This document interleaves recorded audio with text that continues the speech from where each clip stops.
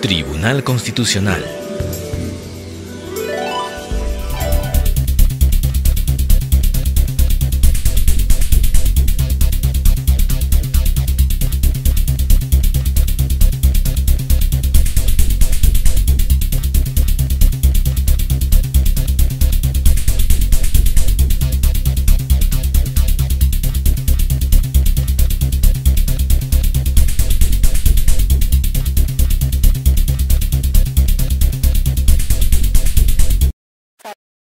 Constitucional, 1 de julio del 11, registrado señor Ricardo Gallito, e integrada señor Juan Guevara Botón y Fernando Pérez Jamón. Secretaria de Sala, doctora Yanira Pardo. Señoras, señoritas, señores abogados, muy buenos días. Señores justiciales, buenos días. Se abre la audiencia en la sala 1.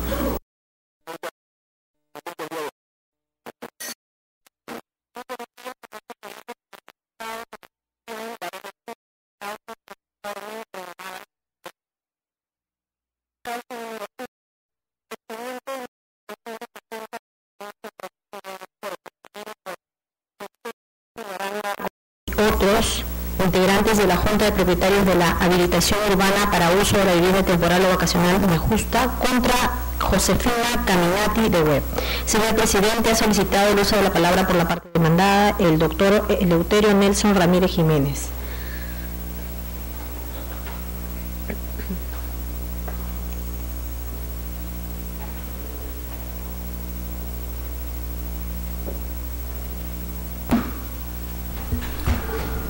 Señor abogado, tiene el uso de la palabra para su informe oral. Con su venia, señor presidente, señores magistrados. Lamento que la parte contraria, que es quien expresa agravios, no esté presente. Sin embargo, considero importante hacer uso de mi derecho a presentar los argumentos por los cuales consideramos que el habeas corpus que viene siendo declarado infundado se ratifica en sus alcances. Acá hay una discusión, señores, que oculta un espíritu mercantilista antes que una auténtica defensa de una honorable institución como es el habeas corpus. Como bien sabemos, la libertad es el núcleo central de una pretensión de esta naturaleza constitucional. Pero ¿qué ha sucedido en este caso, señores? La asociación Injusta tiene un proyecto, pongo énfasis en el concepto, un proyecto de habilitación urbana. No es una realidad actual y ese proyecto que tiene autorizaciones municipales, estas a la fecha están caducas. Por tanto, no tiene ningún derecho estrictamente exigible y protegible al día de hoy. Pero hay que reconocer que cuando inició los hechos en materia de la investigación sí tenía esa autorización vigente. Por tanto, vamos a discutir el fondo de la controversia. ¿Qué hicieron, señores magistrados? Como todas las urbanizaciones de playa, son vacacionales temporales que permiten el uso durante el verano de esas viviendas, que están todas sujetas a esta condición jurídica de habilitación temporal, que de acuerdo al artículo 30 del Reglamento Nacional de Edificaciones tiene la naturaleza jurídica de condominio. Y esto es muy importante porque supone un derecho privado copartícipe de los titulares del derecho. Por tanto, existen cercos perimetrales que impiden el libre tránsito. Sin embargo, hay una calle para los efectos del acceso a la playa. Hasta aquí el aspecto físico. ¿Quién es Injusta? Injusta adquiere un inmueble colindante y de la noche a la mañana decide echar abajo los muros perimetrales. ¿En qué se argumenta para actuar de esa manera? En que tenía una carta de la Municipalidad de Mala que le autorizaba. Les ruego, señores magistrados, poner atención al propio texto de la demanda de habeas corpus, en que se dice textualmente lo siguiente: con carta de fecha 12 de agosto del 2009, se nos comunicó, la municipalidad, la procedencia para que podamos abrir las vías antes mencionadas mediante la demolición de los muros que se encontraban dentro de nuestros linderos. Primera cuestión a observar: ¿la municipalidad puede enviar una carta autorizando derribar muros? Primera normalidad, eso no está en el derecho administrativo. O existen resoluciones administrativas u oficios, pero no cartas. Segunda cuestión: ¿qué le autoriza esta carta? a derribar muros que están dentro de sus linderos. Los muros que derribaron están dentro de los linderos de la Asociación de Totoritas. Ese es un agravio al patrimonio de Totoritas. Por eso la presidenta, que es la demandada en este proceso, la señora Josefina Caminati de Web, lo que hace es reconstruir los muros y reclamar por los daños. Y a partir de ahí comienza el habeas corpus. El punto central, señores magistrados, es que estas vías que se pretenden intercomunicar no existen, ni físicamente, ni están registradas en ningún estatuto o lotización. En tercer lugar, hay una cuestión que es bien importante. La vía para acceso a las playas es una vía pública, y es la calle 14, que tiene 14 metros de ancho y tiene 8 de calzada y 6 de sardineles. La pregunta es, ¿por qué no usan esa vía para acceder a la playa? ¿Por qué quieren necesariamente ingresar por la mitad del corazón de la urbanización? Si hoy día hubiese prosperado esta demanda, señores magistrados, y con esto termino, se habían echado abajo los muros y esa urbanización estaría absolutamente ausente de seguridad. Es un tema de seguridad y no es arbitraria, es proporcional al sentido de los derechos en juego. Hay una comunidad de propietarios que tienen la tranquilidad, estando en Lima, de que esas viviendas están custodiadas.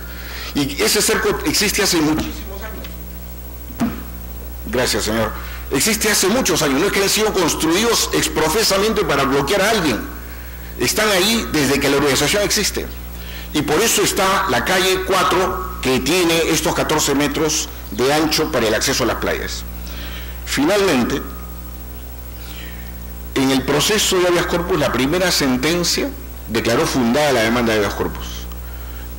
Increíblemente, basándose en esta carta que ilegalmente, sin fundamento jurídico alguno, obtiene la entidad demandante.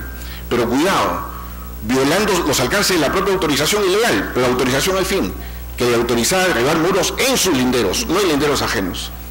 Pero además, señores, esa carta fue dejada sin valor alguno por la propia municipalidad, porque detectó la enorme anomalía que había detrás de esa emisión, y la deja sin efecto, y le comunica y ajusta, ya no por carta, sino por oficio municipal, que deja sin efecto la carta.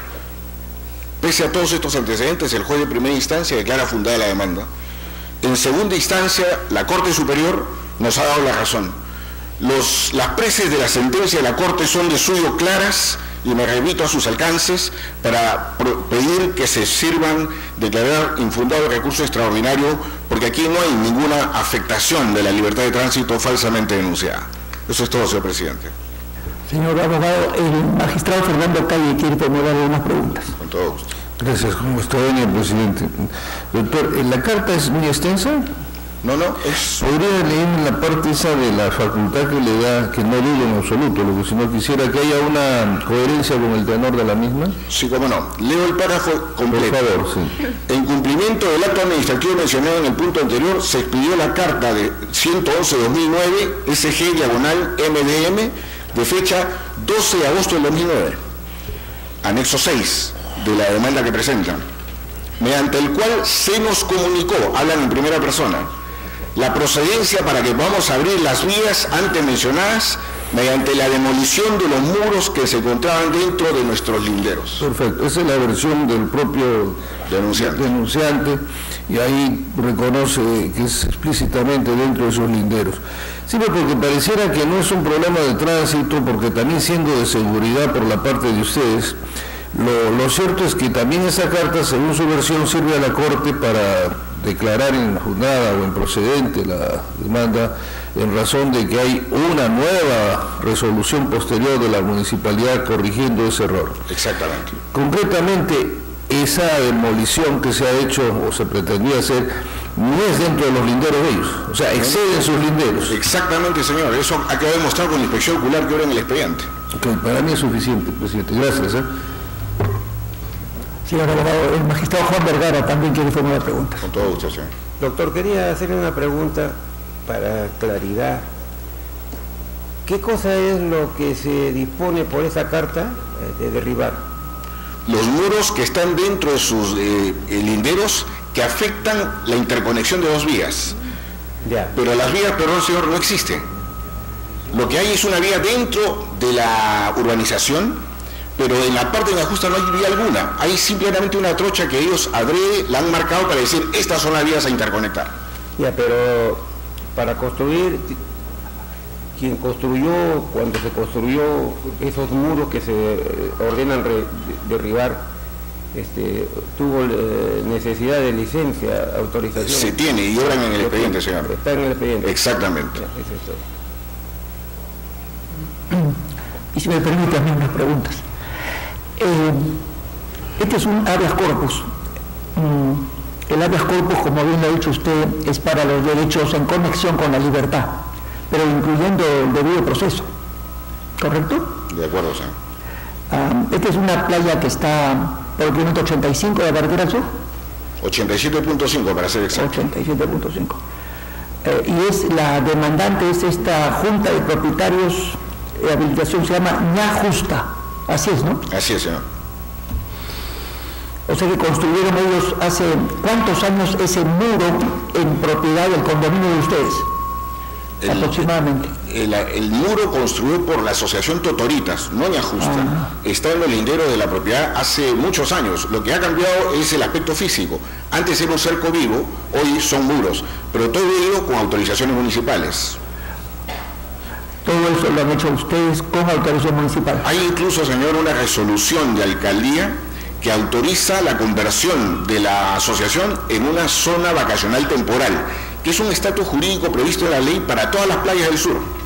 No es un privilegio de Totoritas, es de todas las playas, con una sola vocación, seguridad.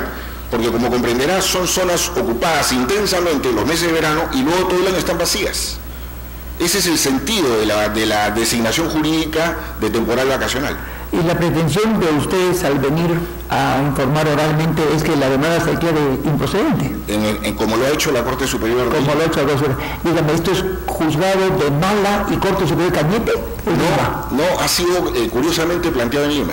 Planteado en Lima. Exacto, pese a que los hechos podrían haber sido discutidos en Mala. Así es, así es. Muy bien, escuchado el informe oral y vista la causa, queda el voto. Causa número 4, expediente 2347-2011, proceso de amparo, seguido por Esaú Macasi Rodríguez contra la ONP. Señor presidente, el doctor Percy Roble Flores ha solicitado acumulación para efectos de informe con las causas número 22 y 50. 22 y 50, sí. Señor abogado, tiene el uso de la palabra para su informe oral.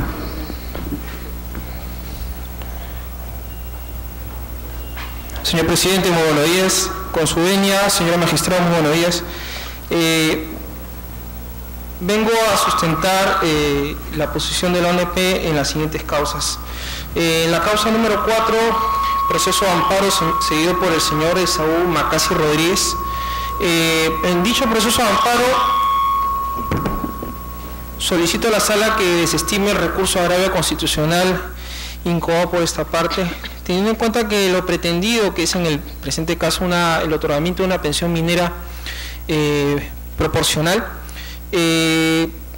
pretende acreditar que ha realizado las labores propias de un minero en centros de producción minera.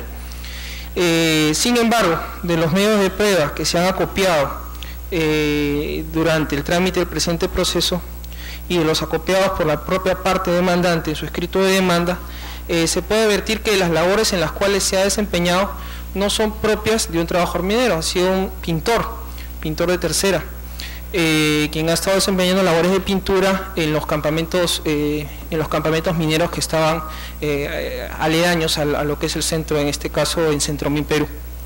Eso lo ha entendido la ONP a nivel administrativo, eso lo ha entendido también la propia sala a nivel de segunda instancia.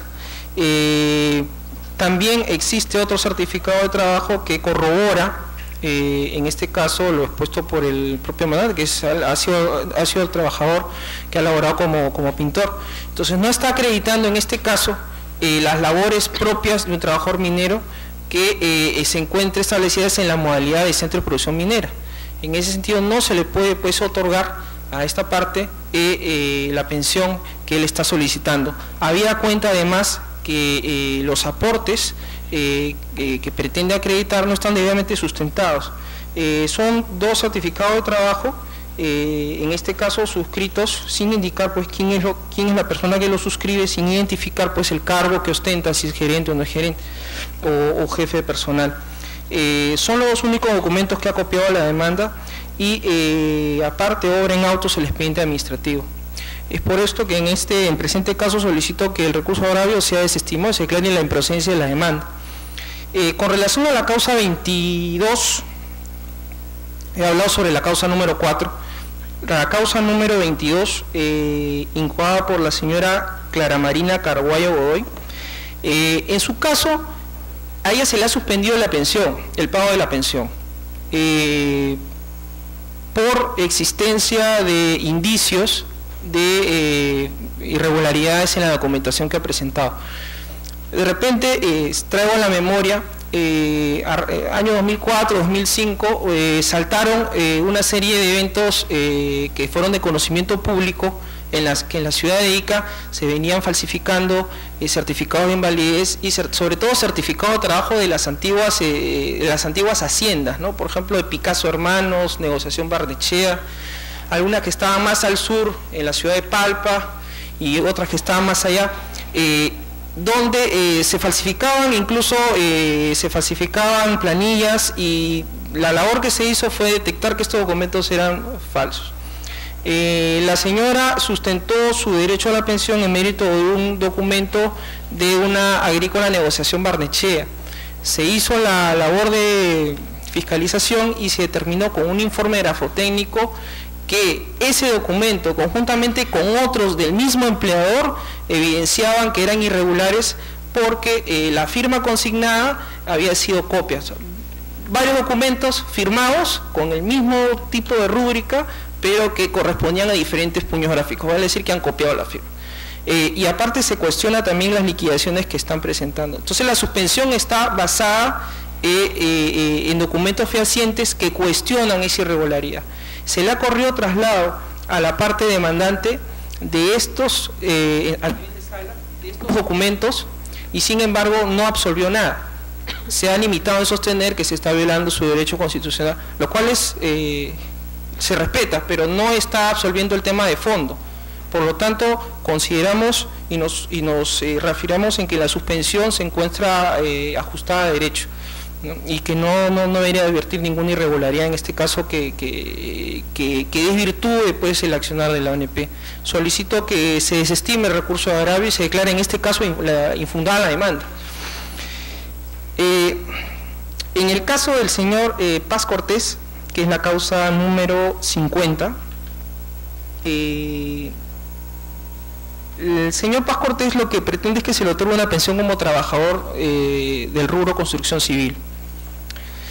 En autos ha copiado, que es bastante voluminoso el expediente, un sinnúmero de documentos entre certificados, boletas de pago y declaraciones juradas emitidas por el mismo demandante. La ONP a nivel administrativo le ha reconocido 9 años. En primera instancia, pese a que se desestimó la demanda, le reconocieron 12 años.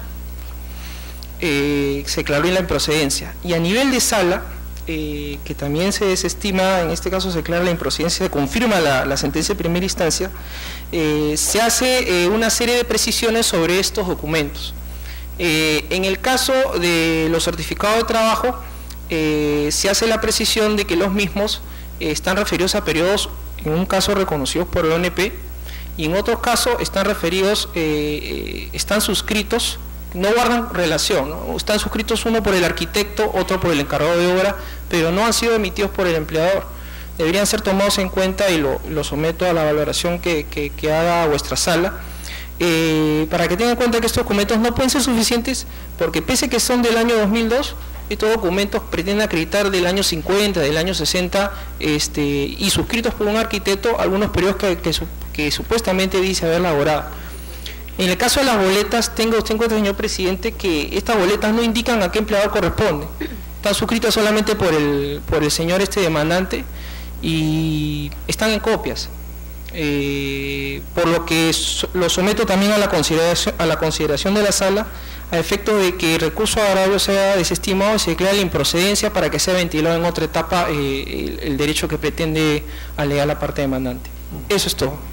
Señor abogado, el magistrado Fernando Calle quiere formar preguntas. ¿Cómo no? Gracias, como está bien el presidente. Con relación a la causa 4, el segundo argumento no sería necesario si lo primero, no tengo duda, sería cierto, ¿no es cierto?, de lo que usted ha expuesto. Respecto de la causa 4. Sí, claro. Usted ha sostenido que el señor no es trabajador minero.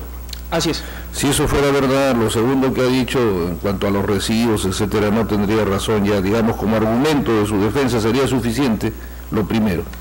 Sí, lo que pasa es que en esta causa, doctor, solamente ha juntado 2 certificados de trabajo, y en los cuales alega él, y en autos se ha acreditado en la vía administrativa, que él ha sido trabajador, él ha trabajado como pintor. Sí, claro, yo lo he escuchado eso, y también la segunda parte, por eso decía, este trabajador, si es cierto lo que dice la defensa suya, ya los otros argumentos carecerían de valor, sería suficiente para desestimar la pretensión del trabajador. Consideramos que sí, así es. Bueno, pero no hay un convenio colectivo, no hay nada, porque mire, hay trabajadores que en algunos casos por convenios o la labor es considerada dentro de esa labor, en este caso minera, por ejemplo. Hay labores que contemplan y que en los pactos colectivos o en relación, dice, por ejemplo, los choferes que trasladan mineral, qué sé yo, están incursos dentro de la labor minera, en algún otro grado a lo mejor. No hay nada de eso. No tenemos constancia, ni en el expediente administrativo no hay constancia de ningún tipo de documentación que pueda validar que las labores que él ha señalado, que pueda validar que el señor, que las labores que él ha realizado como pintor se puedan en todo caso equiparar, pero sin embargo... ¿Pintor de qué tipo? De tercera. ¿Qué significa? El señor realizaba trabajo de pintura en las viviendas de los mineros que están, es como pintor de broche, digamos ahí. Sí. Fuera del campamento minero están las casas donde donde se alojan los ingenieros, los funcionarios. Él realizaba ese tipo de labores. ¿Cuántos años ha trabajado el pintor? Aquí señala, ¿no?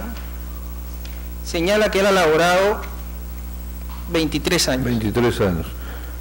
Toda su vida pintor. Pintor, sí. Y no hay nada en autos que acredite que esa relación por convenio, no, por relación... No, la verdad, no. Ok, gracias, presidente. Escuchado el informe de la causa que algo.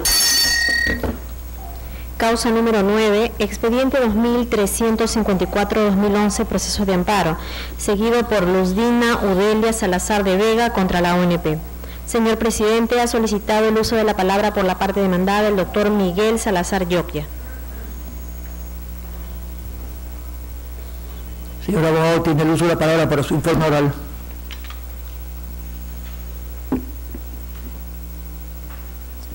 Señor presidente, señores miembros del tribunal, buenos días.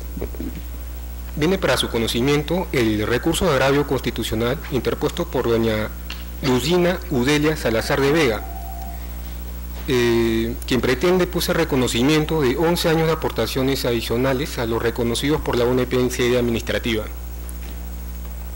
Alega la demandante haber aportado al Sistema Nacional de Pensiones en su condición de trabajadora de la Cooperativa Agraria de Usuarios José de San Martín, por el periodo comprendido de enero de 74 a diciembre de 1984. A efectos de sustentar lo alegado, la demandante ha juntado en su demanda un certificado de trabajo y una liquidación de beneficios sociales, ambos documentos suscritos por el señor Wilfredo Zúñiga Núñez. Sin embargo, según las verificaciones realizadas por la ONP y según el reporte de la RENIEC, obrante a fojas 48 del expediente administrativo, este ciudadano, Wilfredo Zúñiga Núñez, no existe. Por tanto, consideramos que los documentos adjuntados por la demandante resultan insuficientes para pretender el reconocimiento de daños de aportaciones. Así pues, consideramos que la pretensión contenida en la demanda es improcedente, ¿no?, debiendo dilucidarse estos hechos en un proceso que cuente con etapa probatoria que nos permita determinar la autenticidad de estos documentos. Gracias. Escuchado el informe de la causa que al voto. Causa número 11, expediente 2360-2011, proceso de amparo, seguido por Aquiles López Chávez contra la ONP. Señor presidente, ha solicitado el uso de la palabra por la parte demandada la doctora Natalia Lisset Talledo Avilés. Señorita abogada, tiene el uso de la palabra para su informe oral. Ya. Buenos días, señor presidente, señores magistrados.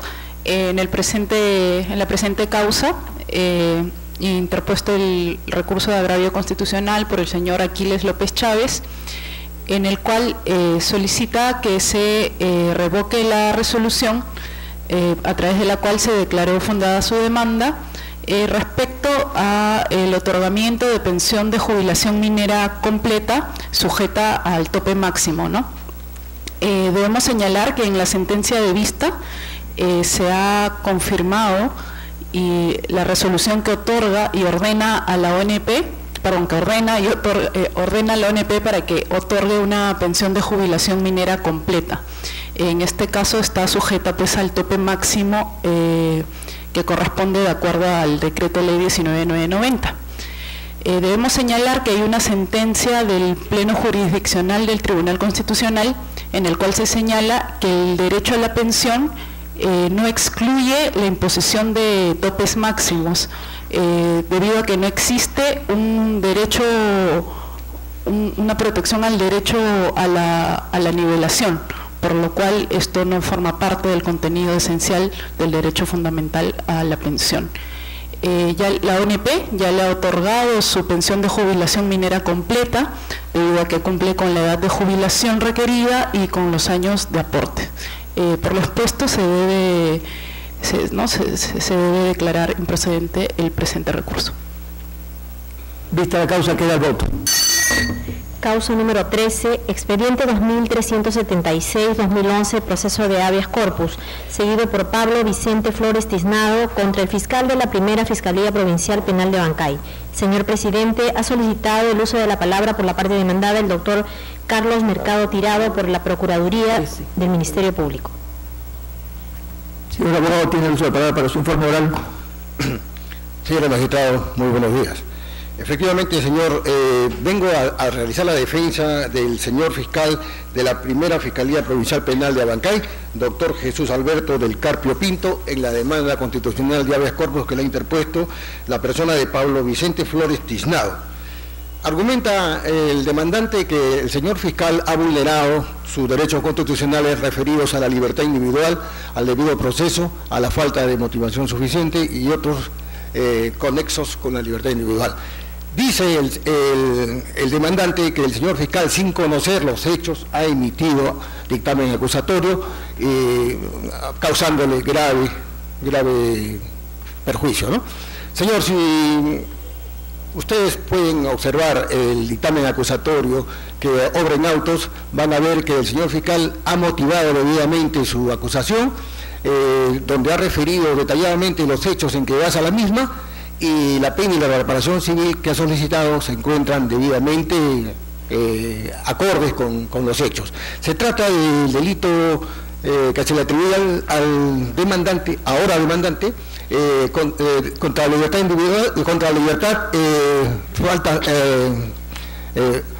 la libertad, delitos contra el pudor, en agravio de menor, una menor de 9 años.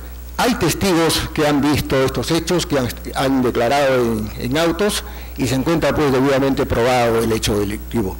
Y teniendo en cuenta la reiterada jurisprudencia de este digno Tribunal Constitucional, en el sentido que los señores miembros del Ministerio Público en sus actuaciones no vulneran ningún derecho constitucional, por cuanto en el ejercicio de sus funciones están respaldados por la Constitución Política del Estado y por la Ley Orgánica del Ministerio Público.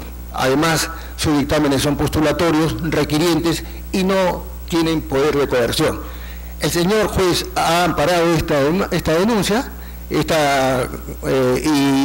abrió instrucción la acusación, y al emitir la sentencia le impuso 11 años de pena privativa de libertad a la hora demandante, porque además tenía antecedentes por estos mismos hechos hasta en 3 oportunidades.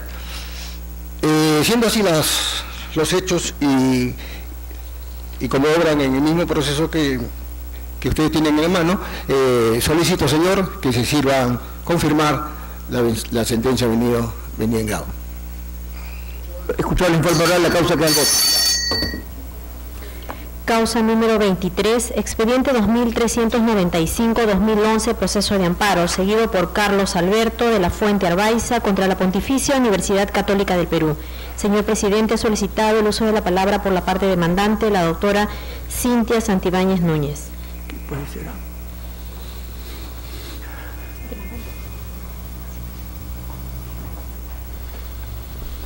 Señorita abogada, tiene el uso de la palabra para su informe oral. Buenos días, señores magistrados. Vengo a informar sobre este proceso de amparo mediante el cual nosotros solicitamos se revoque la resolución emitida por la sala, la quinta sala, que resuelve improcedente el recurso, ¿no? En este proceso se alega la vulneración al derecho al debido procedimiento en el proceso de evaluación de ratificación de un docente ordinario de la Universidad Católica, ¿no? La vulneración al debido procedimiento está expuesta en que no existe un procedimiento establecido en dicha universidad para esta evaluación, ¿no? El artículo 103 del Estatuto de la Universidad Católica establece que la ratificación de los docentes deberá ceñirse de acuerdo al reglamento respectivo, reglamento que no existe, ¿no? Entonces, con esto se acredita que no ha existido un procedimiento regular en esta evaluación, ¿no? La resolución que resuelve no ratificar a este docente se basa en apreciaciones subjetivas de la jefa del departamento académico de la universidad que constan en autos y que establecen, como menciono, apreciaciones subjetivas de carácter personal del docente, ¿no? Que sería conflictivo, y una serie de apreciaciones que incluso no están sustentadas en hechos concretos, ¿no? Además, si bien no existe un reglamento establecido, como lo dice el estatuto, hemos encontrado que existen unos lineamientos, estándares mínimos para la evaluación de docentes, ¿no? Que no son de público conocimiento de los docentes, pero estos lineamientos sí establecen puntajes respectivos para, por ejemplo, grados académicos, apreciación personal, evaluación de alumnos, cosa a la que un docente se debe ceñir, ¿no? Estándares mínimos para la evaluación, pero estos no han sido utilizados por la universidad y por el Consejo Universitario al fundamentar su resolución de no confirmar a este docente, ¿no? Lo que acredita que estos lineamientos tal vez son documentos internos que no son de público conocimiento, porque ni siquiera han utilizado los parámetros que ahí constan para fundamentar su resolución de no confirmar a este docente, ¿no? Por lo cual consideramos que esta resolución vulnera el derecho al debido procedimiento y también a una debida fundamentación. Bueno, eso es todo. Señorita abogada, el magistrado Juan Vergara quiere formular algunas preguntas. Ok. Sí.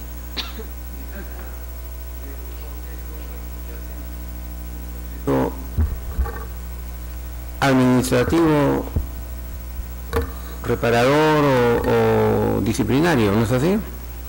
Bueno, para la expulsión de este profesor tiene que haber habido un examen correspondiente, un proceso.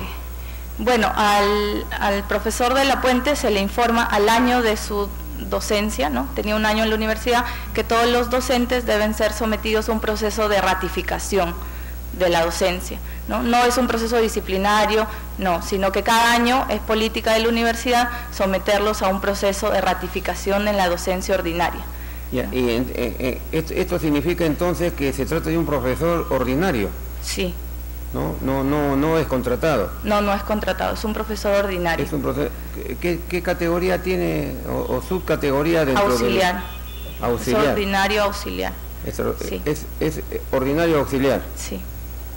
¿Y no se ha sometido a la ratificación? O sea, se le sometió este proceso anual de ratificación establecido por la universidad y se hicieron una serie de evaluaciones, ¿no? Constan en autos y en la misma resolución que deciden no ratificarlo. ¿Quién realiza ese examen? el Consejo Universitario es, primero, el departamento académico es profesor de psicología. Habrá una comisión que nombra. El departamento académico, sí, y que hacen evaluaciones, piden la opinión de decanos de otras facultades, enseñaba en generales letras y en humanidades, apreciaciones de los decanos que constan en autos y que son favorables, ¿no? Este docente tiene maestría, doctorado, los alumnos lo califican muy bien, ¿no? Pero, como les digo, la resolución que decide no confirmarlo se sustenta más que nada en el informe de la jefa de departamento académico, que se basa en hechos subjetivos, ¿no? Ya, suficiente. Señorita abogada, a ver, usted es abogada de un profesor auxiliar ordinario, ¿no? En la línea de las preguntas del magistrado Juan Vergara. Este profesor, si es un profesor ordinario y no contratado, quiere decir que la universidad lo nombró después de un concurso, porque abre vacantes, se presentan y los nombra, ¿así es? O sea, no es contratado, el contratado es el que viene y firma por semestres o por año, ¿correcto? O sea, el señor fue nombrado. Sí. Debe ser un joven abogado que usted ha dicho que se apellida de la Puente.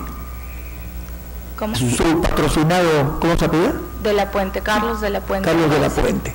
Entonces es un profesor ordinario. Sí, es psicólogo. Psicólogo.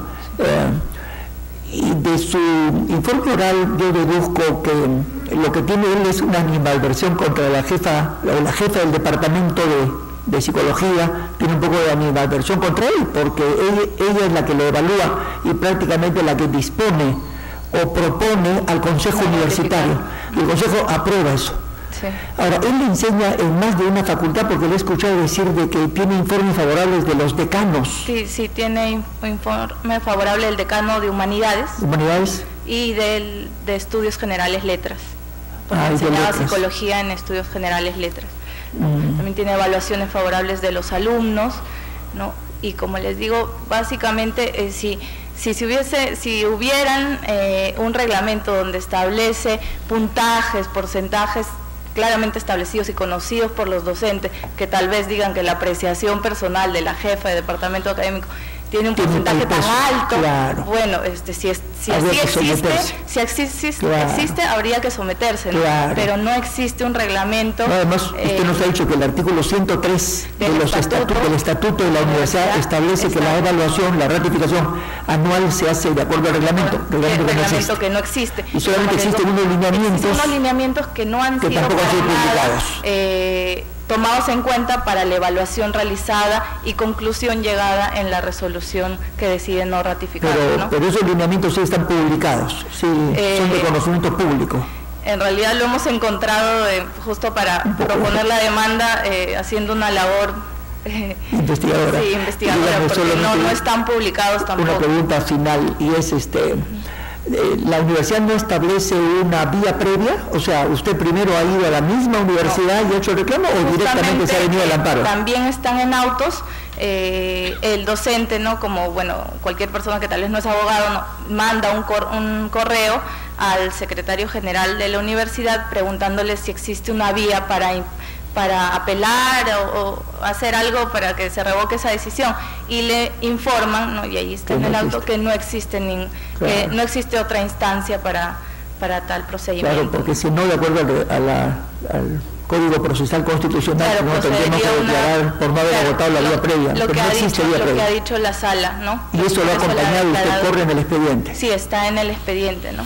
Muy bien, habrá que revisar con el estatuto, con los reglamentos sobre las normas. Cabe recordar que también hay un precedente del año 2005, ¿no? Emitido por el Tribunal Constitucional, en el que se amparó una demanda en la que se resolvió que un estatuto de San Marcos, ¿no? Que un reglamento de evaluación era ilegal y discriminatorio, ¿no? Su contenido. Acá la vulneración es aún mayor porque no existe reglamento, ¿no? Entonces es arbitrario que pueda no ratificarse un docente sin conocer. En un escrito usted ha hecho mención de esa sentencia. Sí, está acá en el recurso de agravio y también en la demanda. Sí, pues habrá que estudiar con el expediente. Muy bien. Escuchado el informe oral, vista la causa, queda el voto. causa número 25, expediente 2400-2011, proceso de amparo, seguido por Martín Guamán Bernabé contra la ONP. Señor presidente, ha solicitado el uso de la palabra por la parte demandada el doctor César Abanto Revilla.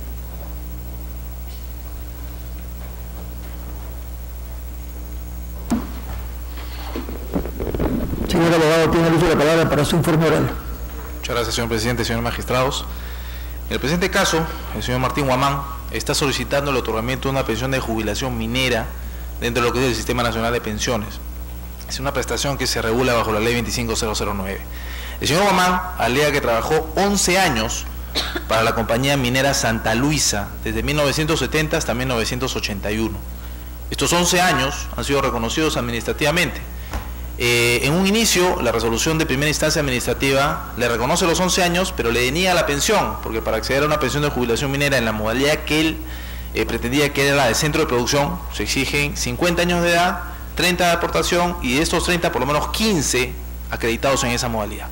El señor impugna esta resolución en sede administrativa, y en diciembre del 2006, la resolución de última instancia dice: señor, no procede porque, como le repito, usted trabajó en centro de producción, existe un informe inspectivo que corrobora, e incluso su certificado de trabajo dice planta concentradora de minerales, y por tanto no cumple los requisitos. El señor había alegado que él estaba trabajando como minero subterráneo, y como le repito, incluso el propio certificado decía lo contrario. Entonces es importante tener presente la fecha, diciembre del 2006. ¿Por qué? Porque al año siguiente, en el 2007, el señor recurre a un instituto, Sensopas, el Centro de Enfermedades Profesionales y Salud, y obtiene un certificado médico en el cual dice que el señor padece silicosis, neumoconiosis, un año después, y utilizando documentos distintos a los que él había utilizado en sede administrativa. Y en mérito este certificado de este instituto Sensopas, que es una institución adscrita al Ministerio de Salud, recurre al proceso de amparo. En el año 2008, la demanda es admitida y se nos corre traslado, y lo primero que hacemos es cuestionar este certificado médico, porque el Tribunal Constitucional un año antes ya había emitido un pronunciamiento con carácter de precedente, el expediente 100-63-2006, en el cual había señalado precisamente que en virtud a todas estas irregularidades, ¿no es cierto?, que están relacionadas con las pensiones de invalidez y las pensiones de jubilación minera, estos certificados de Sensopaz, Inbeprom, Midigesa, INSO, presentaban una serie de irregularidad, y que el único documento en virtud del cual se podía reconocer un estado de incapacidad era el dictamen de una comisión médica. Solo el dictamen de una comisión médica era el documento que servía para efectos de acreditar un estado de incapacidad, y que en todo caso en un proceso de amparo, si teníamos un certificado, como en este caso Sensopaz, el demandante tenía 60 días para acreditar el estado de incapacidad, ahora sí, a través de un dictamen médico. Pues bien, en primera instancia, la sentencia es declarada infundada, sin exigirle al demandante este documento. La sala, la primera sala civil, anula esa sentencia y dice: oye, un momentito, el presidente establece un procedimiento y es que tú le exijas que presente el documento. Pues bien, devueltos los autos a primera instancia, el juzgado emite la resolución número 8 y le requiere al demandante: presente en 60 días tu certificado, tu dictamen médico. Pues bien, esta resolución número 8 fue notificada a las partes en octubre del 2009. 8 meses después, el demandante no había presentado nada, con lo cual la entidad que represento presenta un escrito solicitando sentencia. La sentencia se dicta, declara infundada la demanda, y la de vista corrobora la inviabilidad de la demanda, pero dice: no es infundada, es improcedente, porque el señor en todo caso que recurra a una vía probatoria y que acredite. Pues bien, los argumentos expuestos a lo largo del proceso, tanto en la apelación como en el recurso agravio, son los mismos: que el certificado del Sensopaz sería suficiente para acreditar su enfermedad en el amparo. Y como hemos visto, el propio tribunal ha dicho que no, que es un documento inidóneo. Y en ese sentido es que nosotros también sostenemos y solicitamos a la sala que, siguiendo los criterios de la sala civil, en la sentencia de revisión se declare improcedente la demanda, y eventualmente que esto sea visto en un proceso que cuente con etapa probatoria. Muchas gracias. Escuchado el informe oral, la causa tal voto. Causa número 32, expediente 2418-2011, proceso de amparo, seguido por Doris René Aquije de Injante contra la ONP. Señor presidente, ha solicitado el uso de la palabra por la parte demandada el doctor Miguel Salazar Yoquia.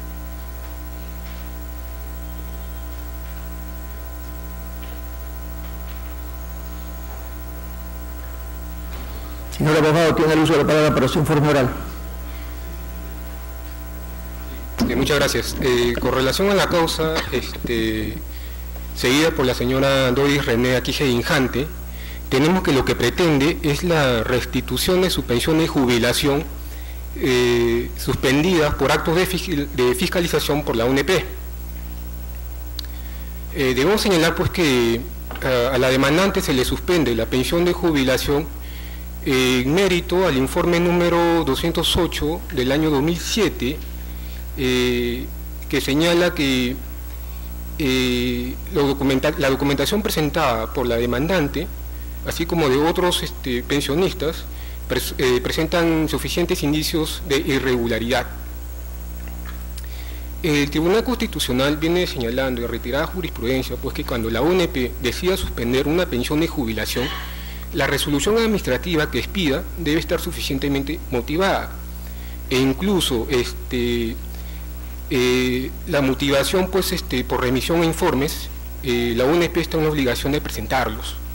Así pues, la UNP ha presentado en la presente causa el informe número 049 de 2007, expedido por la Policía Nacional del Perú, en el que se determina claramente que la liquidación de beneficios sociales presentada por esta señora y atribuida al empleador Julio Massa Sánchez es falsa, por cuanto que dicho empleador no existe, según información proporcionada por el RENIEC. Así pues, consideramos que la pretensión contenida en la demanda debe ser declarada infundada, ¿no? Por cuanto que la UNP ha ejercido de manera legítima su facultad de fiscalización. Muchas gracias. Escuchado el informe oral, la causa queda al voto. Causa número 34, expediente 2420-2011, proceso de amparo, seguido por María Ofelia Martínez Trujillo contra la UNP. Señor presidente, ha solicitado el uso de la palabra por la parte demandada, el doctor Oliver Lindoló. Señor abogado, tiene el uso de la palabra para su informe oral. Buenos días, señor presidente, señores magistrados. En la presente demanda, la señora María Martínez solicita la inaplicación de la resolución administrativa que le declara nula su pensión de invalidez, solicita la restitución de la misma, el pago de los devengados, intereses y costos del proceso. En primera y segunda instancia se ha declarado improcedente la demanda, por una razón muy sencilla, muy fácil. La señora sustentó, o mejor dicho, acreditó en vía administrativa su incapacidad a través de un certificado médico expedido por el Hospital de Puente Piedra, un hospital que no cuenta con una comisión médica autorizada para expedir certificados médicos con fines previsionales. Tomando en consideración que en la provincia de Huaura se descubrieron una serie de hechos irregulares en donde se falsificaban certificados de trabajo, certificados médicos, liquidaciones de beneficios e incluso se llenaban planillas de sueldos y remuneraciones, se le solicitó a la demandante pasar por una nueva evaluación médica ante la Comisión Médica de Salud de la Red Asistencial de Sabogal. En este nuevo examen se determinó que la señora padecía de un menoscabo inferior al que le permite gozar de una pensión de invalidez. Padecía de una incapacidad o de un menoscabo de 14%, distinto al que inicialmente había señalado ella en vía administrativa de 80%. Es muy curioso porque en Huacho todos tienen 80%, ¿no? Y en esa medida solicitamos que se confirme la sentencia venida en grado y se remita el expediente, el proceso, a una vía más lata, ordinaria, a fin no solamente de determinar su grado de incapacidad, sino determinar, digamos, la legalidad del primer certificado médico, porque ello podría devenir en tipos penales, ¿no? En la Comisión de Tipos Penales. Escuchado el informe oral, la causa queda al voto. Causa número 40, expediente 2430-2011, proceso de amparo, seguido por Audencio Vega Salgado contra la ONP. Señor presidente, ha solicitado el uso de la palabra el doctor Javier Johnny Gamboa Mori, quien solicita acumulación para efectos de informe con la causa número 56. Señor abogado, tiene el uso de la palabra para su informe oral. Ante todo, muy buenos días, señor presidente, señores miembros del tribunal.